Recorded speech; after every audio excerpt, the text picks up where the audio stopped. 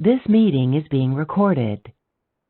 This video will look at the second half of Chapter 15, Section 7, that reviews the characteristic of multiplicity.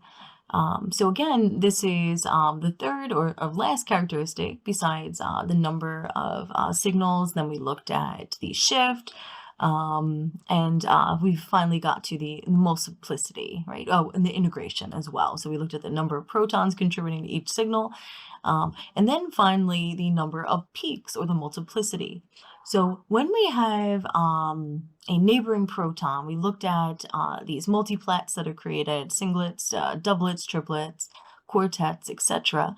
And this degree, or how extensively a neighboring proton will couple or affect the multiplicity or the signal shape, this is referred to as the coupling constant or the J value.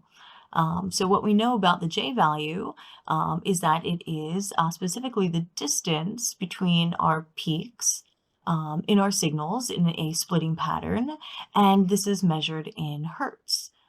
Just like we know that our shift is measured in hertz, as are the J values. So when we have protons that split each other, so we see protons A here causing a splitting pattern for protons B and vice versa, the J value is going to be equal. So the coupling constant for J, or rather the effect of A on B, will be equal to the effect of B on A. So that's why this distance here, or this J value, is the same.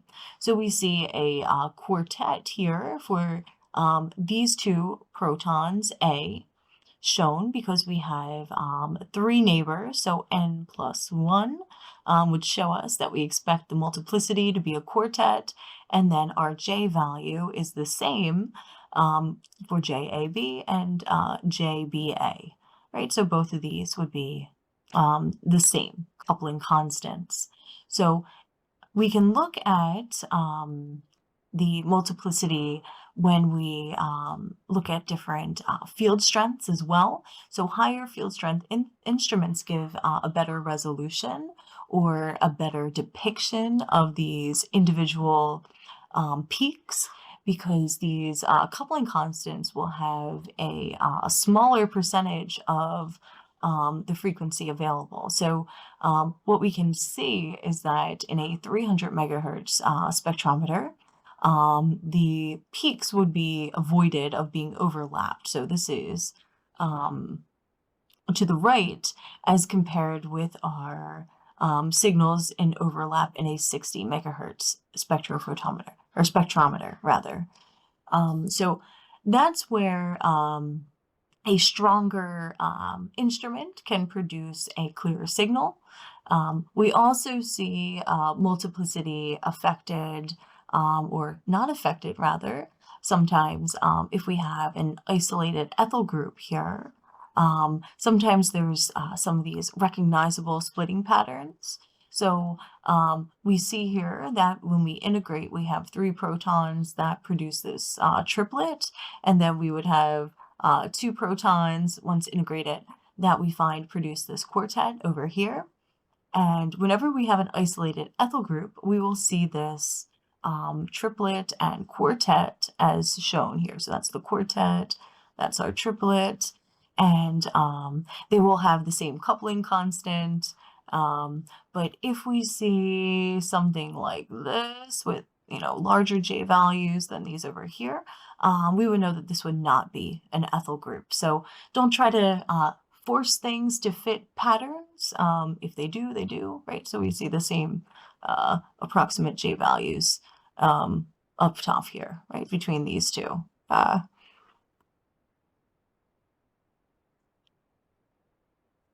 So there's also, when we have a tertiary butyl group, after we do a peak integration, we see that we would have a signal for 9 hydrogens. We could see that this produces a singlet, a single peak for all 9. So this rather suggests that we have a tert butyl group because we know that all 9 of these protons would be equivalent and produce one signal.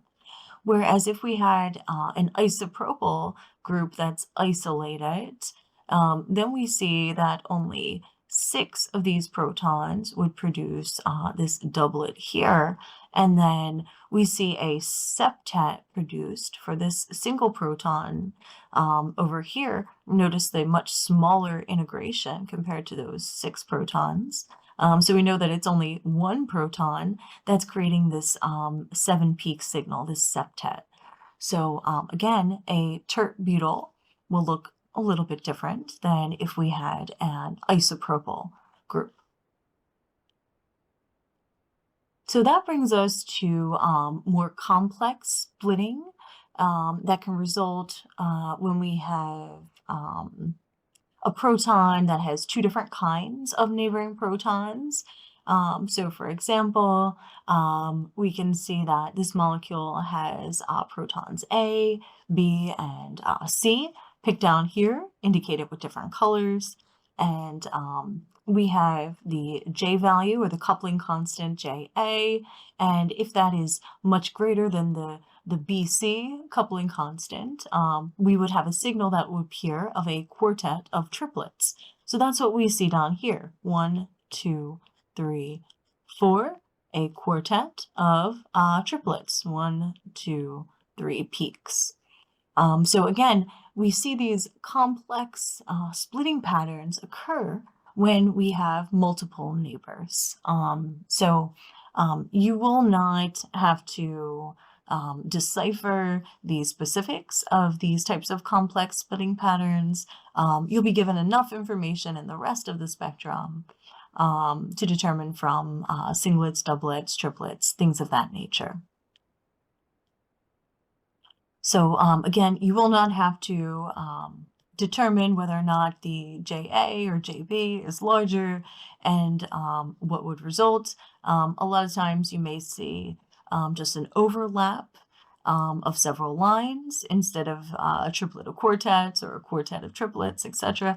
And again, we just call this type of signal a multiplet. So let's take a look specifically at ethanol here. And let's consider the 3 types of protons that we would observe. So definitely this proton here bonded to the oxygen. And then we have 2 protons here that would each produce a second signal. And then we have these 3 protons here that would produce this third signal that we see down below. So let's rationalize. This individual signal here is likely for this proton.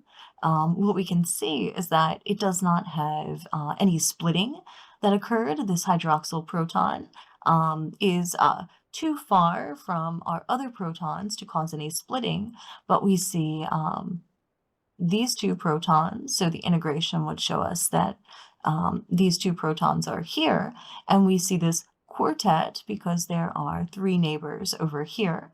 So due to 3 plus 1, we see a quartet, and we know from our integration that it is only 2 protons here, whereas we would have 3, giving us this signal here. And again, due to our n plus 1, we can see a triplet here. So the neighbors to these 3 protons shown on the end here, there are 2 neighbors, so that's why we know that we would have a triplet. But again, that hydroxyl proton does not have any splitting.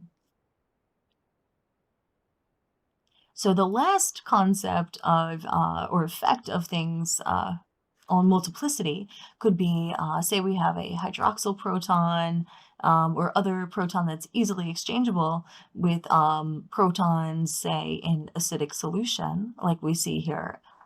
So with trace amounts of acid in our mixture, we might actually see an exchange, right? Our red and blue proton here go through some type of exchange, which blurs the shielding and deshielding effect, and sometimes we just see a singlet that can be broadened. So there's a lot of small effects that can be seen on the multiplicity, but we're just going to focus on the broad concepts of multiplicity in doing our structural analysis using proton NMR.